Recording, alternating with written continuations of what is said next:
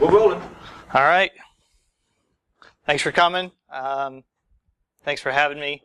We're going to be talking a little bit about practical OSINT. So, how many of you are going to school for offensive security or defensive security? So, forensics. Okay. This can really be used in any one of the disciplines of information security in one way or another. The two that I most commonly see it used in are generally offensive or defensive security. But we'll get into that in a little bit on how you can leverage it for whatever you're doing. If you're doing digital forensics and you need to perform some sort of open source and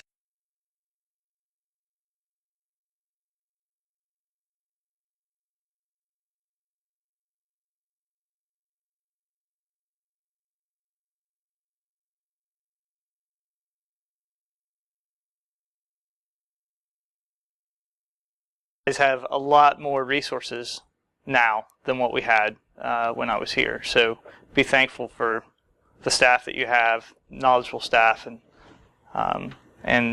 the curriculums that they put in place for you.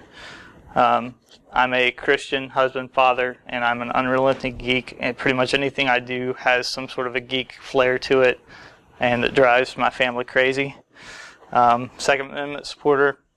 You guys can read. I don't need to read all that stuff, right? But I love hacking competitions, and I'll be competing in another one this coming weekend at CarolinaCon, which is where I'm located in North Carolina. So let's we'll go ahead and get started on into it. So disclaimer: I've done a lot of OSINT. I don't know all the tools. I don't know all the resources, and I don't claim to, right? There are so many different resources out there that you can leverage that it's ridiculous, really.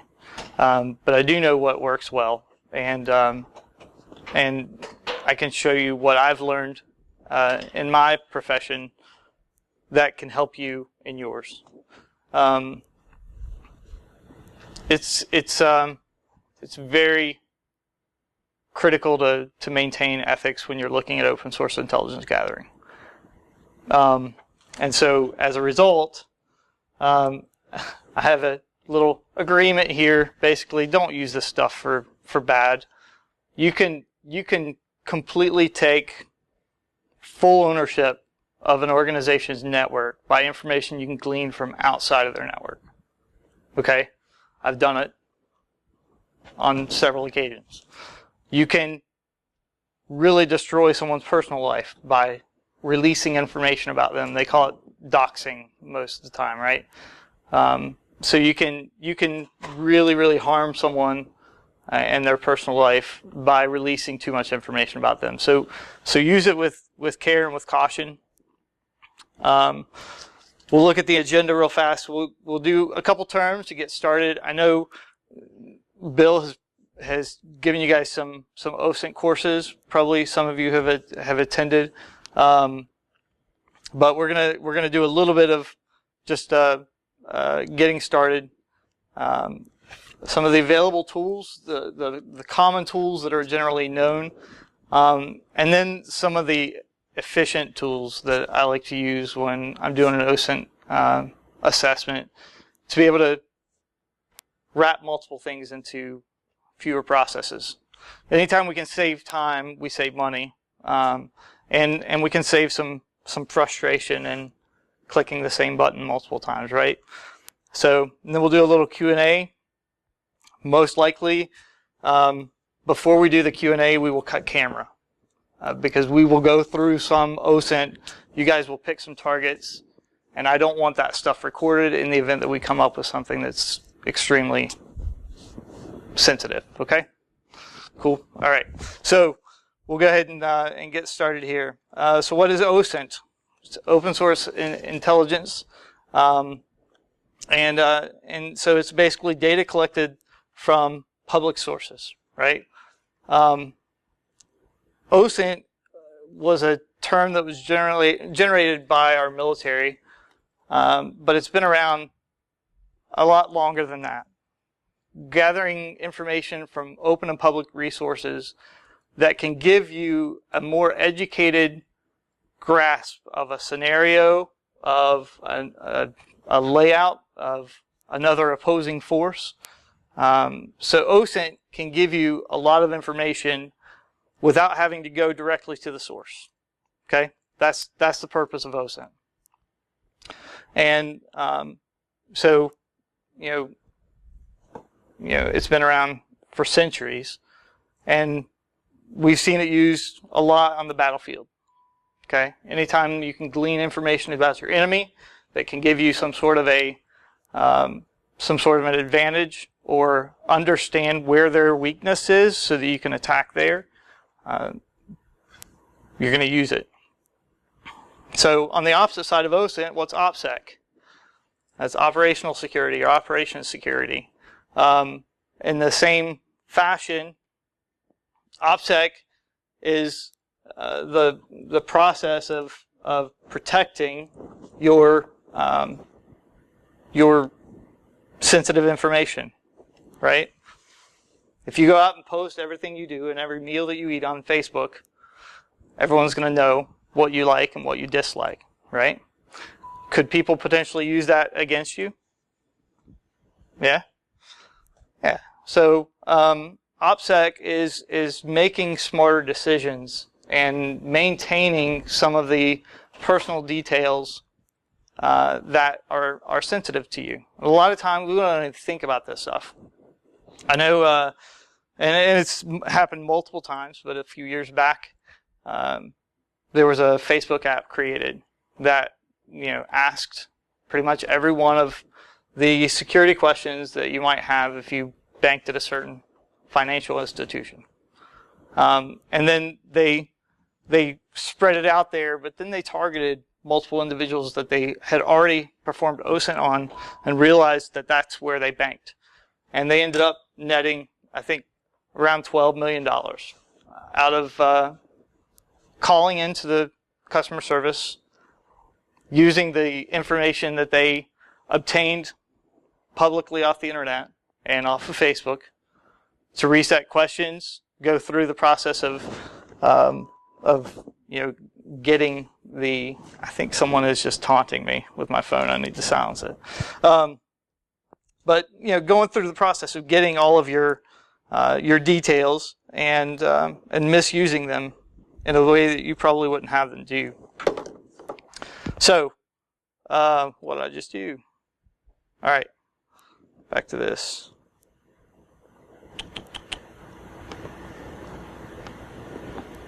All right. So, everyone understands what OSINT and OPSEC are, right?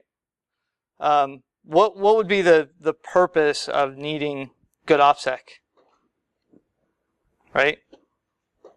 Would it be avoiding having information pulled against you? Right? They're kind of counter opposites. So if you want to think of them that way, so OSINT works best on people with bad OPSEC. Okay? That's the first kicker here. The downside is that most people really suck at OPSEC. Today we don't have a desire to have privacy. We want attention for things that we do, and so we post a lot of information that we probably wouldn't post otherwise. And as a result, that gets misused. Have you all heard of swatting? Right?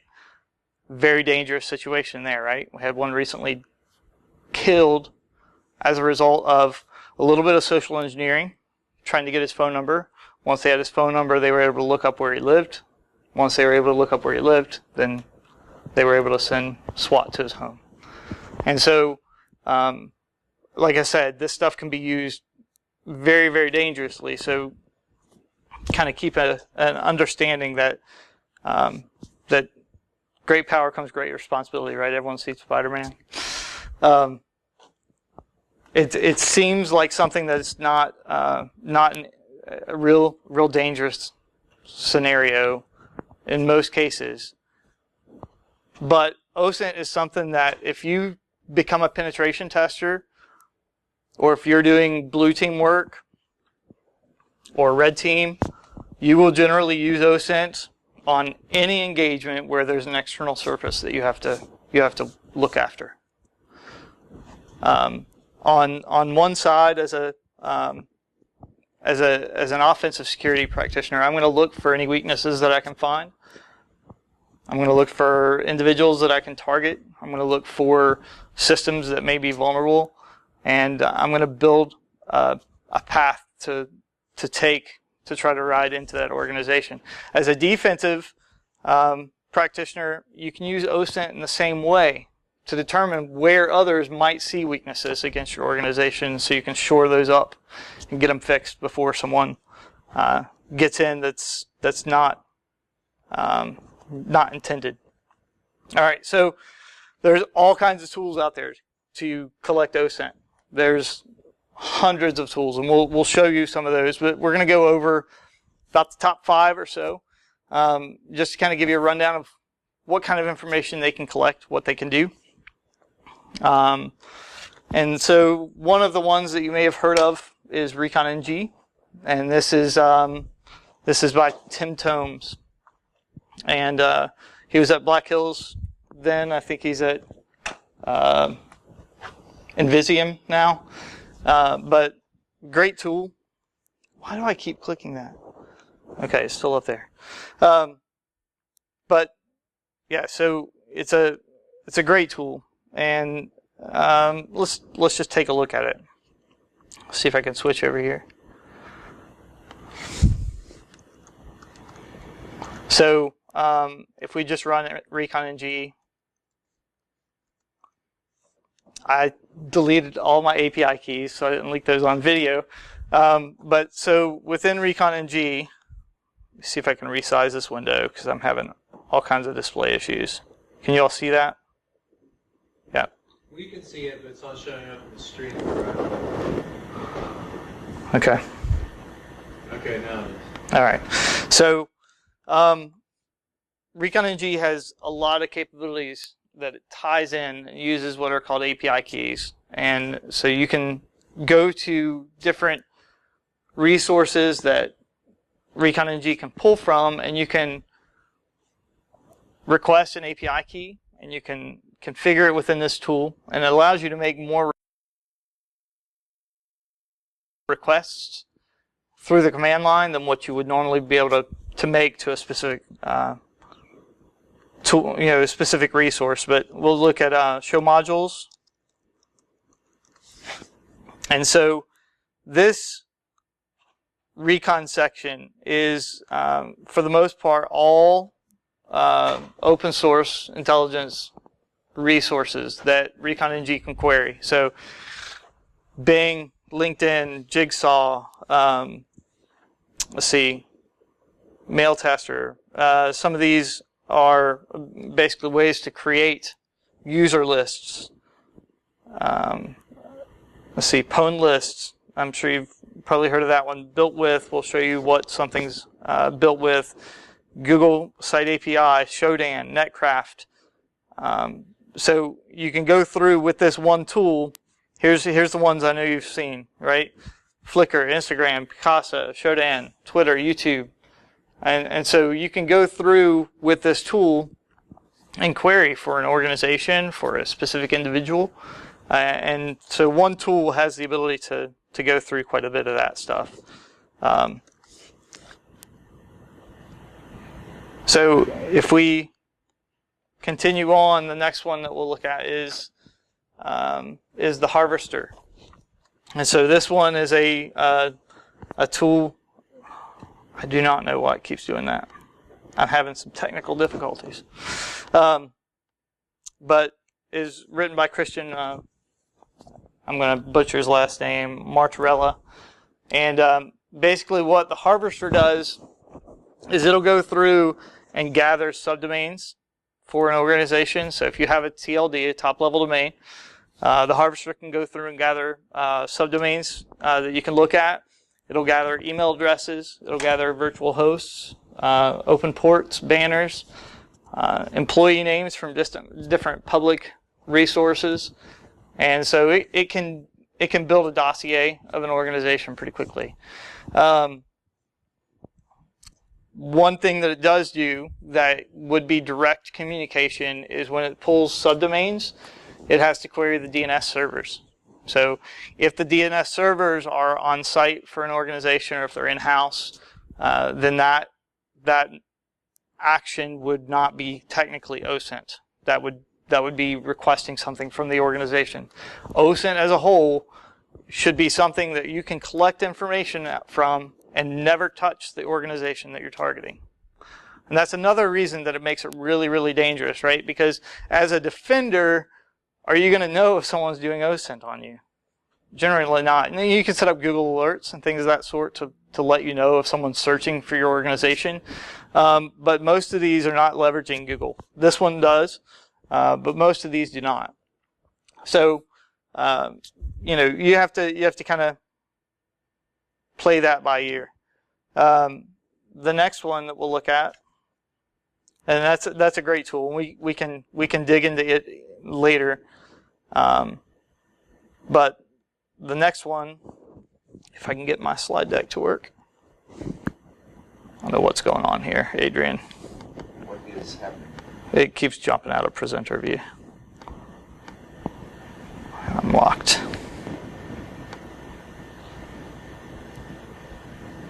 All right. Anyways. Nope. Let me back up.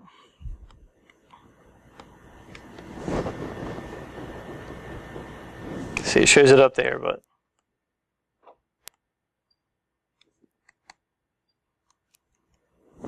nothing's changing.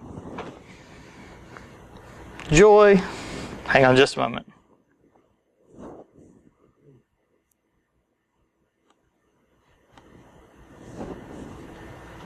Will this be on the bottom? Yeah. So it says it's back. All right, I'm killing Outlook or PowerPoint. All right.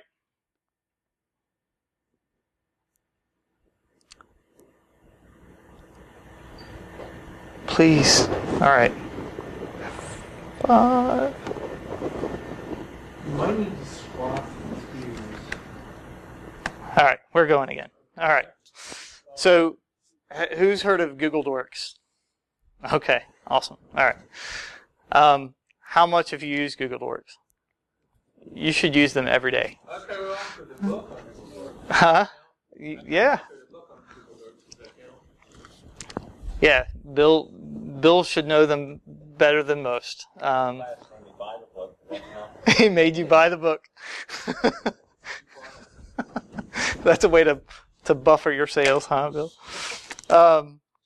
But yeah, so Google Dorks were originally made popular by Johnny Long with Hackers for Charity. You guys should know him.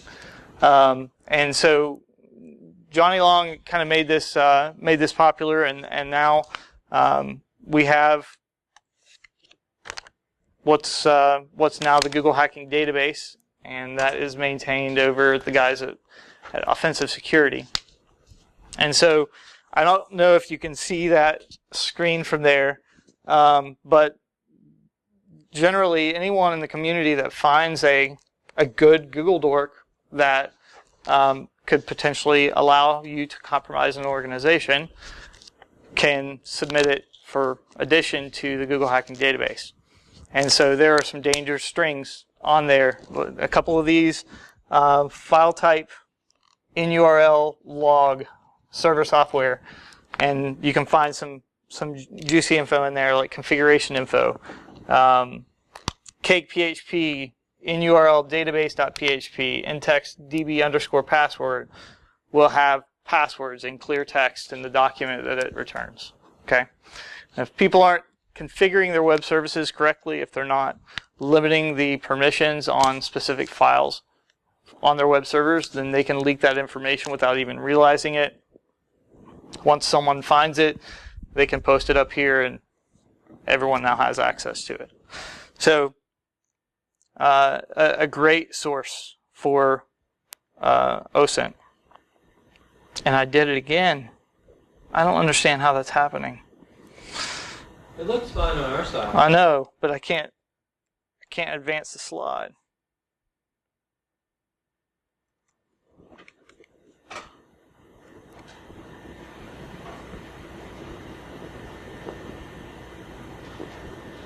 All right, try it again. All right. Who's heard of Shodan?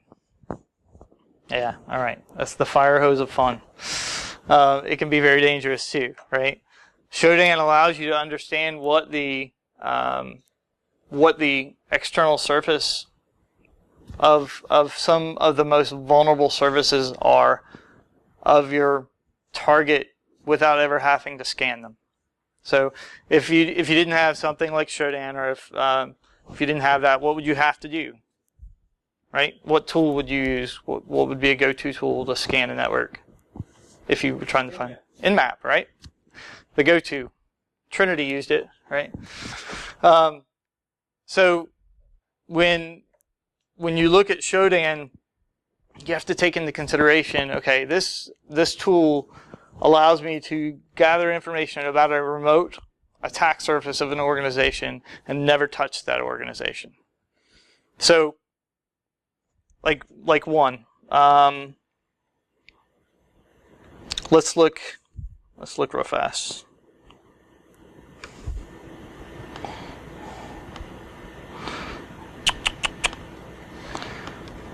So if we look for Apache in the city of Huntington,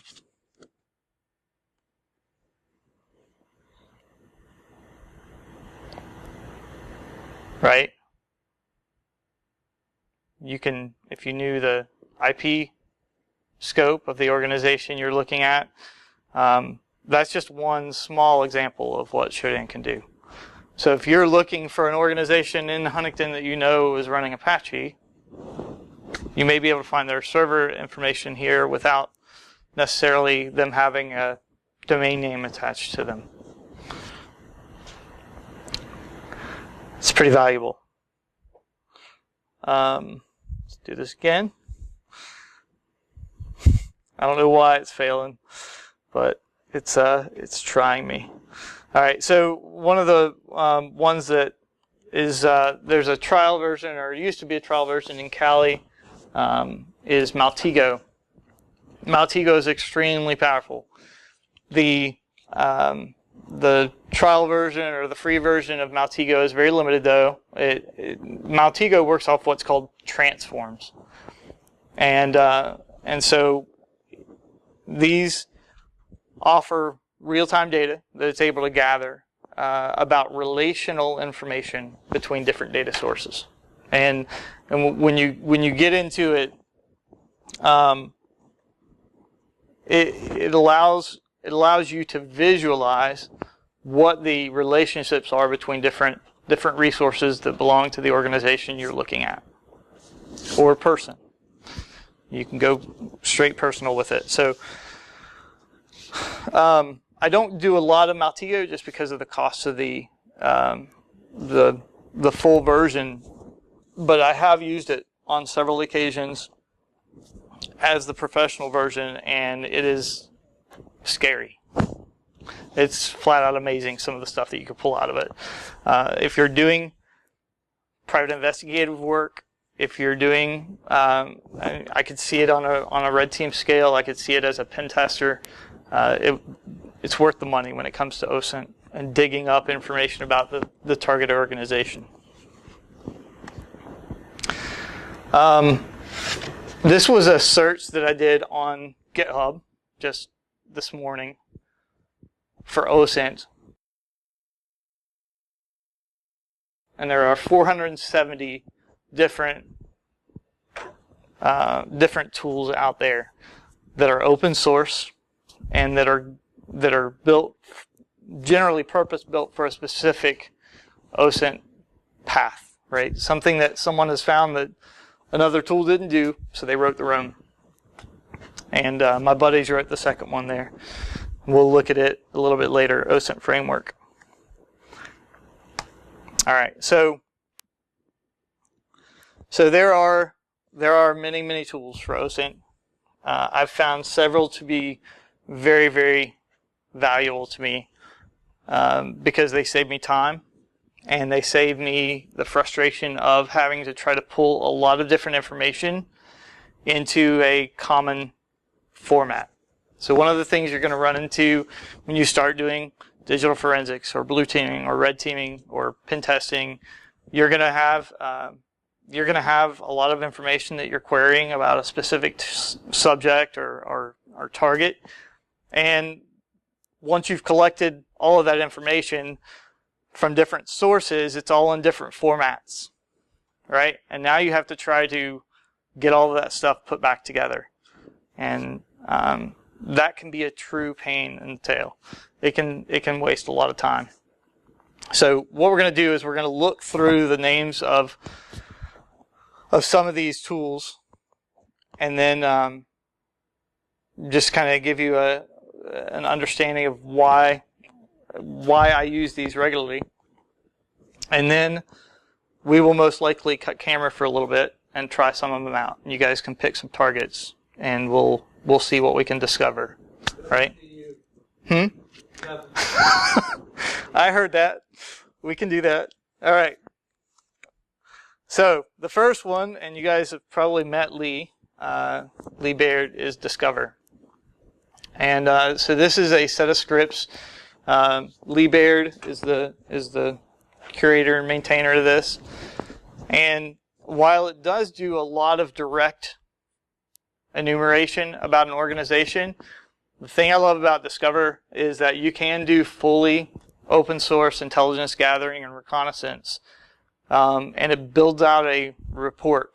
Now, you remember earlier when we were looking at the Harvester and we were looking at ReconNG? Okay. Discover does those for you.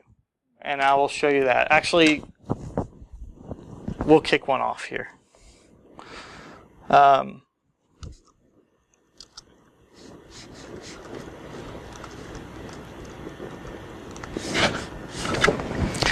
So Discover will launch hopefully sooner than later. And it is basically a wrapper script for some of the other tools that we've been looking at, and we'll help you automate that. So we may come back to this. Hopefully, when we come back to it, it'll be ready. I'm not sure what's going on. I'm having all kinds of issues. Bill, did you shell my box before I got up here? No. But yeah, Discover is awesome. If you haven't taken a look at it, it's github.com/leebaird/discover.git. You can git clone that if you're on a Linux distribution, and otherwise you can download it. It's primarily all written in shell script, bash, and it runs really well.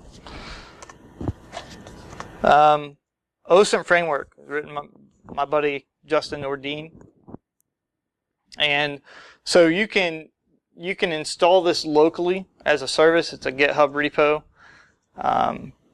or you can just use it on OSINT-framework.com, I believe. Let me pull it up here.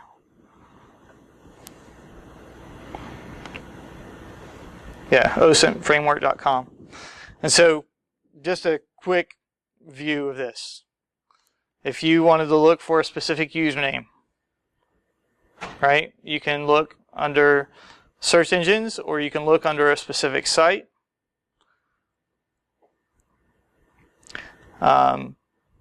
Say you want to check out NameCheck. That link is right there for you, okay? You can go through and dig through it.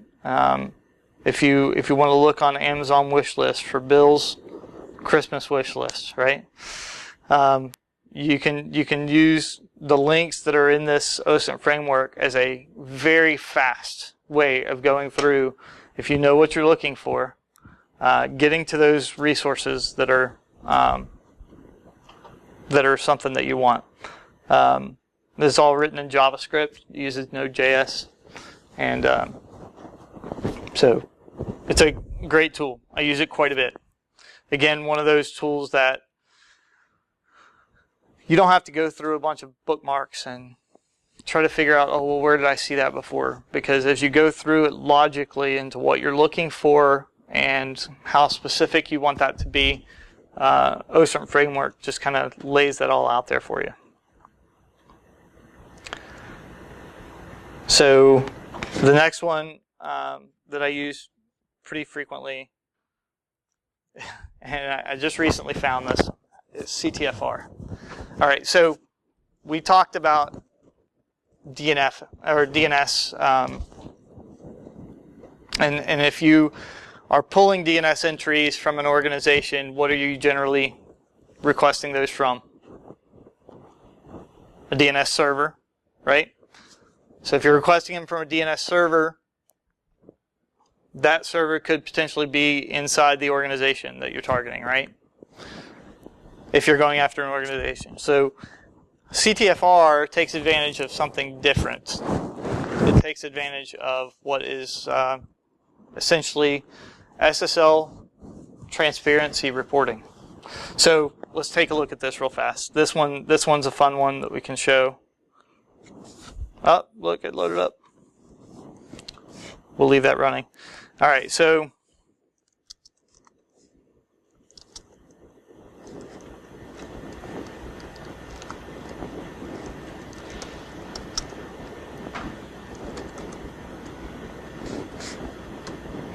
we're going to look for a domain.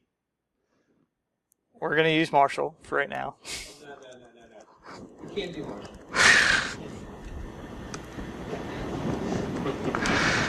Someone give me a domain.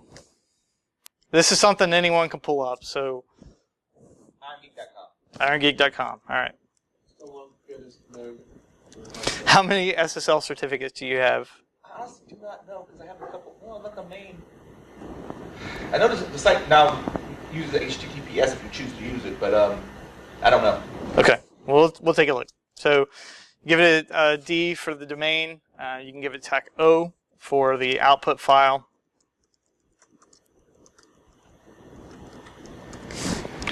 And run this. And basically what it's going to do is it's going to query the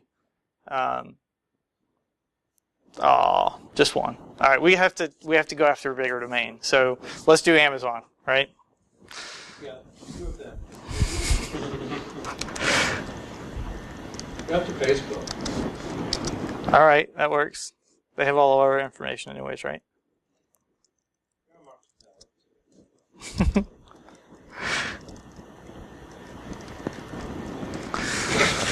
So any subdomains that Facebook has that has an SSL certificate that they have disclosed to the Ssl Transparency Report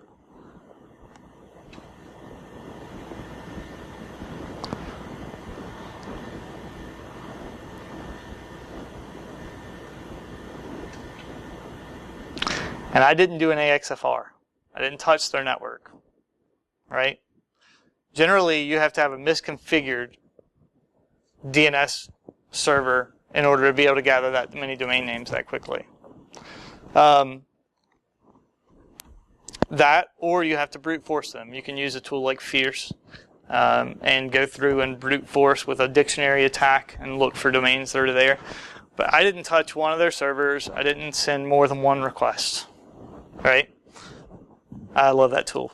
I've used it every assessment since I found it. Written by Sheila A. Berder, and that's an awesome tool. If you're going after an organization, you want to take a look at what their domains are. CTFR. All right, and again, Shodan is something that I use pretty frequently. There's really nothing else out there that I've found as effective as Shodan when it comes to trying to get an understanding of what your attack surface is for an organization. You get a free API key you can have assigned to you when you sign up for an account. With that API key, you can write your own tools in Python or whatever to query the Shodan API and pull information back. So if you have a specific CIDR range for the organization you're looking at, you can craft a request to Shodan's API, and it will return all that information to you in a parsable format that you can go through and continue your assessment. This is a GitHub repository that I found. It's called Awesome OSINT, and I've been really bad about having links and stuff in here, so I will post all those or get them to Bill so that you can go through these and dig through them. But this one, let me see if I have it pulled up my web server or web browser here.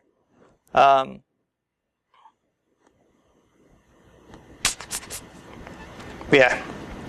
So it's a GitHub repository, right? But it's essentially another list of links that you can use. So it kind of breaks it down by by higher level here at the top. But you can just dig right in. So if you wanted social media tools that go after Twitter users, well, here's multiple ones that can query the Twitter API, Facebook, right? You can go through and find the tool that you want to be able to go through and do targeted OSINT on a Facebook user. Now, where we see this as a red teamer, or even as a pen tester, right? If I'm going after an organization, I can have a pretty solid case before I ever touch that network, whether or not I'm going to be successful at penetrating that network. I'll go and I'll query organizations that may have information about them, and we'll see some more of that stuff from the harvester and the stuff that Discover pulls. We'll do that run before we finish here today. But after running that and going through and looking, so I'll go out to the website and look to see what jobs are available. Then I can go to LinkedIn and I can query LinkedIn for anyone that works at that organization, right? I can find someone that's close to the position that I'm going to be looking at, and I can look through their because everyone wants praise. I can go through and look through their resume, or basically, and find out, okay, what really have they been doing? So I can research that. I can look at what they're saying that they have knowledge in, and know that they probably have resources on their network in that specific area.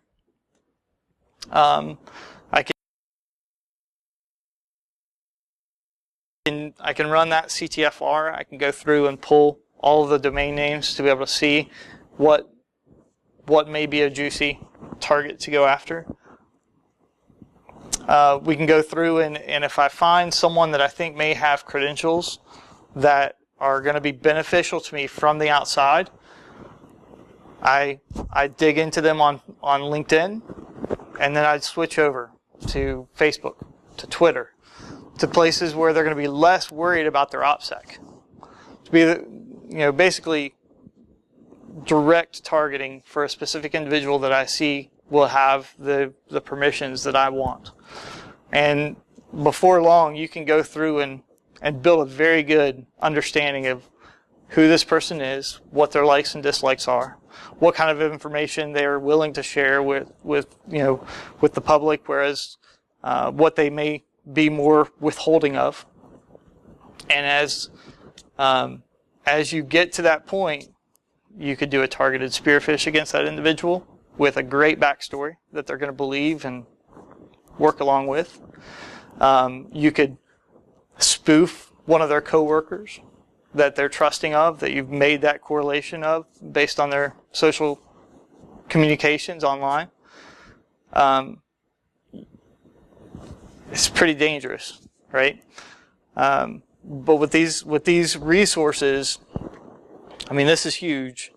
There's all kinds of them here that you can look through, and it just continues. These are all the breakouts and I could scroll for days, right? All kinds of resources that you guys can use in open source intelligence gathering. And so one of the other ones that that has been pretty valuable is Intel Techniques by Michael Brazel. So I don't know if you've worked with this one at all, but it also is a great resource with multiple links. I thought I had it up here. Yeah. So this one is for Facebook, and you can basically specifically look for individuals that just have relationships with someone that you're trying to find. And you can leverage this to look for that chatty person that is one of their friends that has no permission set on their account, and will allow you to befriend her just so she can raise her number or him. And then once you are in that second level friendship relationship on Facebook with with your target, then you can gather a lot more information about them. People think that just because they have good permissions set on their social media accounts that other people can't and won't get into their stuff because they won't friend them. Well, that's not necessarily the case. If you trust friends of friends, then I'm just going to attack the weakest link. I'm not going to go after you if I know that you have better Opsec. I'm going after the least Opsec individual that I can find that has a relationship with you, and I'll get in that way. Yeah, so that's another good one. And he's got things in there for Facebook and Twitter and Tumblr and the whole deal. So this one has not been released yet. We need to put the screen. No, we'll show it real fast just to give him a quick props. But Will Genovese, Will. If you know him, if you don't, he's brilliant. And so he's writing a tool called Skip Tracer. And just a real fast teaser on this tool. Huh? No. We'll stop right after this. All right. I cannot see the bottom line on my screen, so. We can't either. That's probably best. Let's see. All right.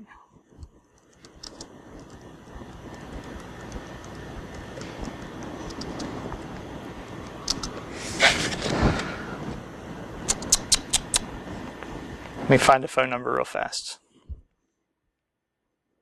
Anyone want to offer up your phone number? Try 911. Hang on.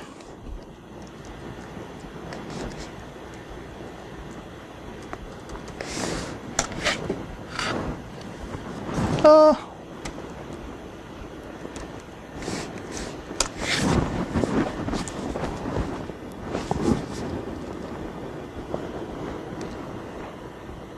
right, hang on a second. I'll type it in wrong.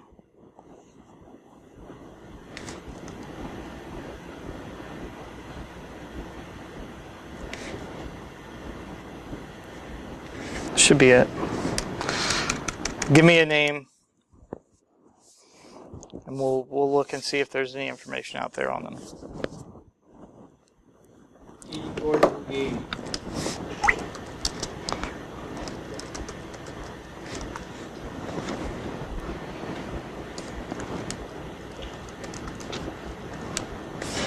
All right.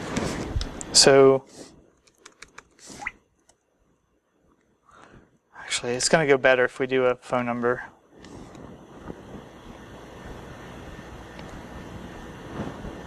Give me just a moment. I'm going to unshare my screen for just a second.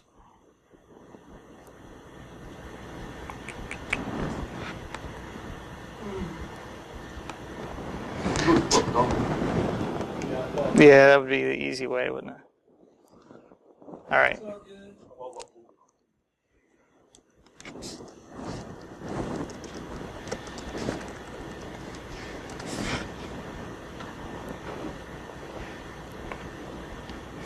But basically, have you ever had a phone number call you and have you breathe or do something stupid, and you always want to try to figure out who that might be? Skip Tracer basically goes after about, I think, it's upwards of a dozen different databases that could maintain information on a specific number, and will help you do some very quick reconnaissance to find out who that might be. One other thing that I think it would be very, very beneficial for would be if you're trying to determine whether or not a specific number that's associated with an account, like maybe two-factor authentication, belongs to a specific individual, and allows you to build a better dossier that way. All right, just about there.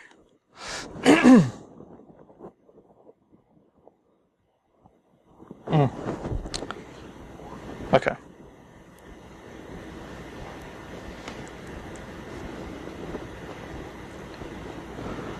Let me jump back in here.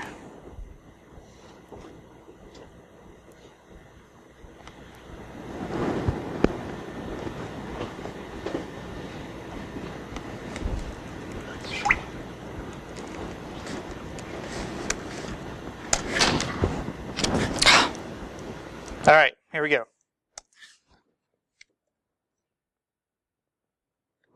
Notice that name?